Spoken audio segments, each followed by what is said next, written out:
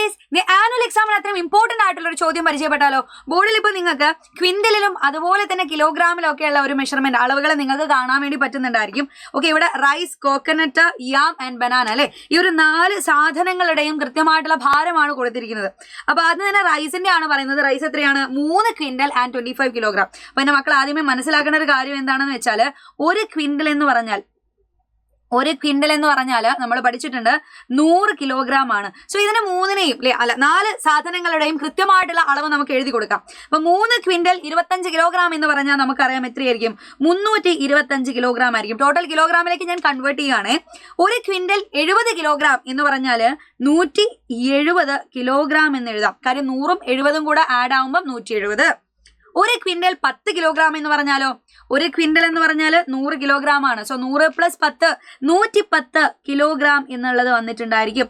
Next, ഒരു quintal 8 kilogram. അപ്പൊ 100ഉം 8ഉം 108 kilogram എന്ന് വന്നിട്ടുണ്ടാവും. ഇനി നമ്മളെ അടുത്ത ക്വസ്റ്റ്യൻ എന്താണെന്നുള്ളത് ശ്രദ്ധിക്കുക. Write the weight of banana in kilogram. ബനാനയുടെ വെയിറ്റ് കിലോഗ്രാമിലേക്ക് കൺവേർട്ട് ചെയ്യാനാണ്. സോ നമ്മൾ ആദ്യമേ ഇതൊക്കെ കിലോഗ്രാമിലേക്ക് കൺവേർട്ട് ചെയ്തുകൊണ്ട് നമുക്ക് എളുപ്പമായി അല്ലേ? എത്രയായിട്ട് വരും? ബനാനയുടെ വെയിറ്റ് എന്ന് പറഞ്ഞാൽ 108 കിലോഗ്രാം ആണ്. സോ ഇതുപോലെ ക്വിന്റലിനെ കിലോഗ്രാമിലേക്കും അതുപോലെ ഒരു ടണ്ണിനെ കിലോഗ്രാമിലേക്കും കൺവേർട്ട് ചെയ്യാനുള്ള എല്ലാ പ്രോബ്ലംസുകളും നിങ്ങൾ പഠിച്ചു വെച്ച് തന്നെ പോവുക.